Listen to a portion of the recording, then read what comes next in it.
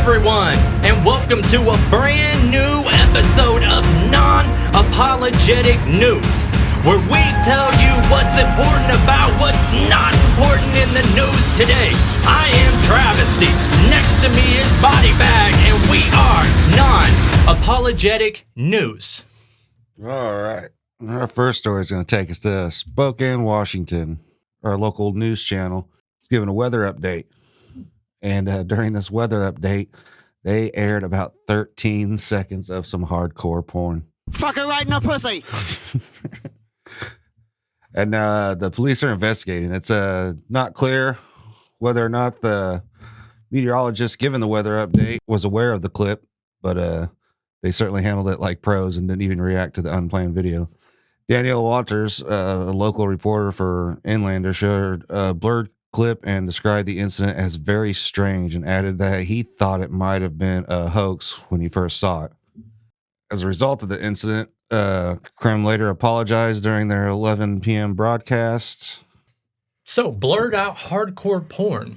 Well, I don't think when it aired it was blurred out. Oh, it wasn't blurred out. Okay, I'm sorry. I thought you said they aired blurred out porn. No, it wasn't blurred when it aired. Oh, geez. I wonder what they were talking about. What if they were like, and at the senior citizen home, and then it's just like railing. Their lady was giving a weather update. Oh, weather update, yeah.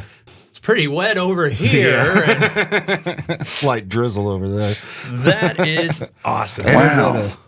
At 6 o'clock at night, too, so you know, kids are still up and shit, too, probably. Yeah, and that's the one people watch, because even, like, older people, before they go to bed, they're like, oh, we're going to watch the news. Yeah. Oh, that's some hardcore fucking.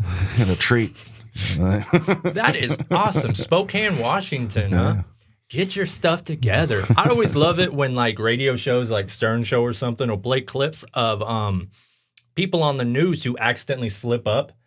Like, instead of saying, like, they're announcing maybe a baseball game. And they're like, oh, it's a bunt. They'll be like, oh, it's a cunt. And then they'll play that like 10 times on the Stern Show. And it is hilarious. That is genuinely awesome. And I feel like a better person for knowing it. Yeah. So thank you. You're welcome. All right. Next up, we're going locally. We are going to Greene County. For those who don't know, that is Springfield, Missouri, where a mobile home was abandoned in the middle of the road. Police in Missouri are asking for the public's help to solve an unusual mystery of a mobile home abandoned in the middle of the road. The Greene County Sheriff's Office said in a Facebook post that someone abandoned a mobile home in Republic. It's not Springfield. Near the intersection of Farm Road 160 and Farm Road 97. Photos shared by the Sheriff's Department show the home is loaded onto a trailer, but the hitch is propped up on blocks. So, I thought this isn't so much of a news story as much as it's interesting. So, okay, as you can see, someone stopped in the middle of the road. They put blocks underneath here. They jacked it up because obviously it was on a truck, right? So they had to jack it, block it.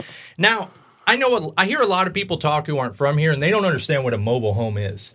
Because they're always like, oh, you're just going to get behind your steering wheel and drive off. You know, they don't understand that's a camper. A mobile home is more or less a permanent home. They can be moved, but it takes, you know, if you're doing it on your own, weeks and weeks of prep. You know, they're set up, a lot of them on permanent foundations, but they can be towed to their permanent spot. You know, you can put axles underneath them, but there's no steering wheel or cockpit or anything, you know.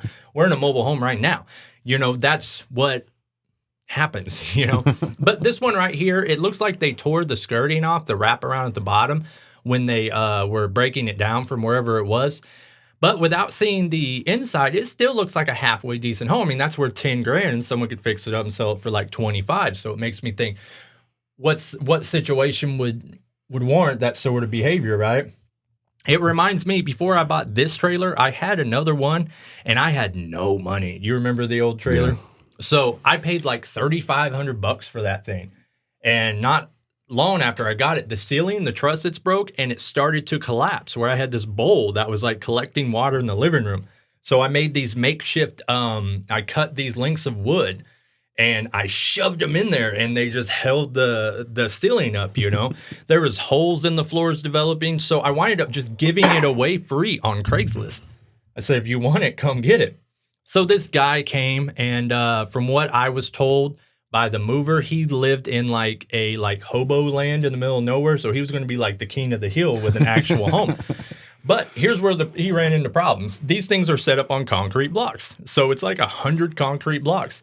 He insisted on storing them inside the mobile home, which is a whole hell of a lot of weight. Not only did he insist on storing them inside the mobile home, he insisted on storing them where the washer and dryer nook was. And that was a soured floor. You know, it was completely soft. And I told him, hey, dude, that's too much weight. And he's like, it'll be all right. So I never talked to him again. I did talk to the mover. And he said that the floor gave way. Of and course. By the time they got there, they only had a few concrete blocks. So they were literally just dropping dozens of concrete blocks down the road, you know. So I thought maybe it's a situation like that wound up, with this guy leaving this mobile home. But maybe he stole it too. You know, maybe there was like Who the fuck steals a house? a severe breakup, and he's like, I'm waiting for that bitch to fucking go to work, and I'm taking it. And because I've seen people try to use like pickup trucks to move these things, and they don't get very far. So this may be the situation, or maybe he like went and got gas, and he's going to be on his way back. But I thought that was a little bit of a palate cleanser for everybody. A little something funny in the news. Now, what do you got next for us, buddy?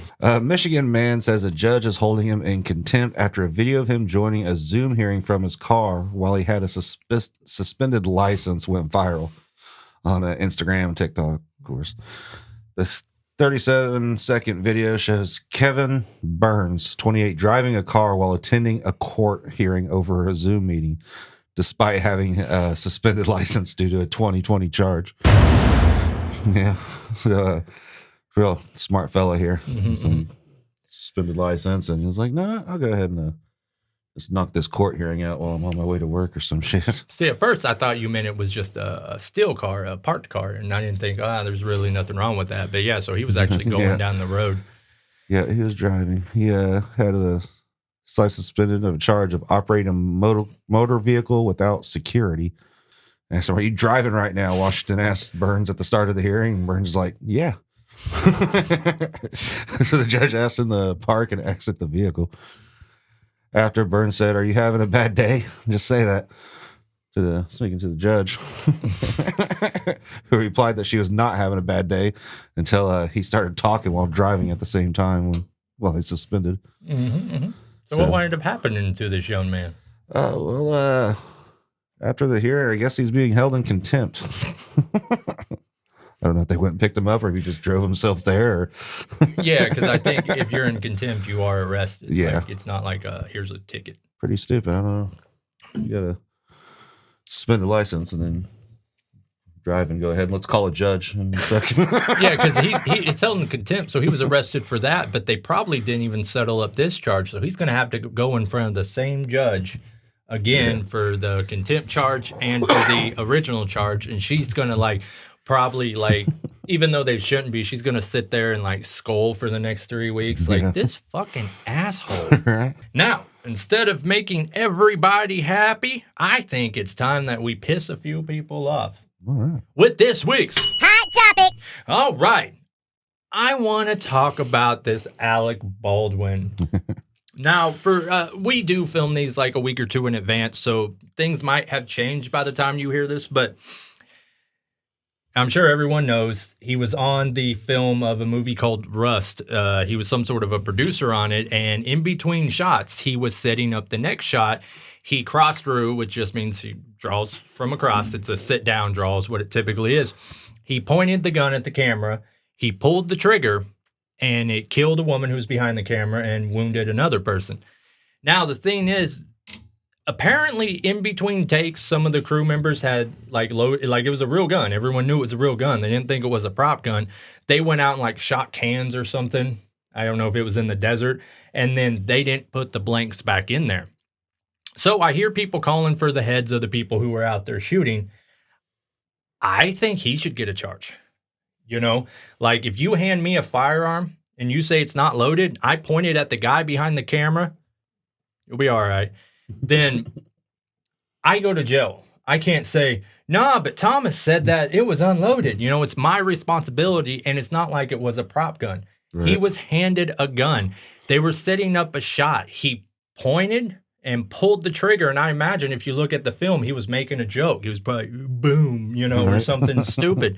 But they're not even talking about charges on him, at least not yet. And I doubt they ever will. And that seems to be the ultimate get out of jail free card, is that fame. Right. He's got so much money and power. We're not even going to think about this. But if I were to do it, if you were to do it, this same situation, it doesn't matter if there's a camera involved. It doesn't change that this family's now crying and they get to see him at like every award show now and spending his money and out to eat with his wife, who fakes a Spanish accent for some reason.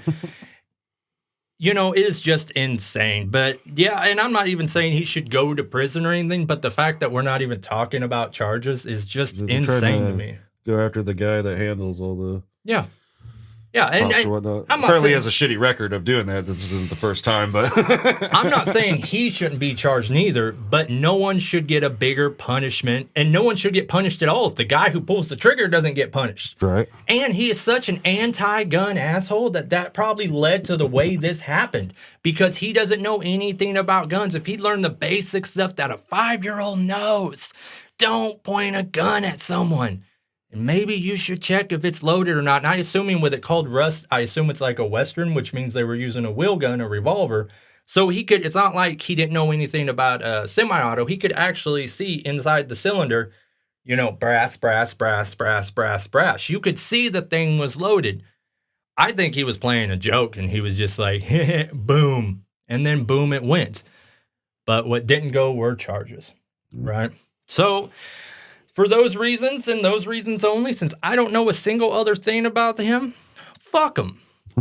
And that's this week's Hot Topic. And before we go, I want to get into a little bit of nature news. Did you know that the penis is in bloom? I did not. Penis is always in bloom in my bedroom. I could have wrote a good joke, I bet, but moving on. Corpse-scented penis plant blooms in the Netherlands for the first time in 24 years. Okay? Halloween isn't exactly a holiday that makes you think of flowers, but if it did, you could imagine the flowers smelled like corpses. Doesn't make me think of penises either. Some people it does. In that sense, the blooming of Leiden University's corpse flower is a very Halloween appropriate. It smells exactly like a mound of rotting flesh. But that's not all. It also looks like an enormous penis. It's also known as the penis plant. It's sometimes also called the quartz flower, although the name is more common with the related titanium species. This phallic, borderline necromantic bloom is a rare occasion to boot. So it's been 24 years since this particular plant has bloomed. So it smells of corpses, apparently, and it's called the penis plant. But I want to ask you a serious question right here. Does your penis look anything like that? No, I said that's a fucked up looking dick. That looks nothing like a dick. So it's like whoever named this was like either a cock-starving old woman or like a 4-year-old. Like, hey, he's like a diener. Because that, I will put the picture up. That looks nothing like anyone's penis. So, after nature news, I think that's all we're going to have for you guys today. We will see you next time. As always, like, subscribe, do all that, share this video so that we can continue to bring you important information such as penis plants and trailers left in the middle of the road. We'll see you next week. Good night, everybody, and don't watch the news. Non-apologetic news.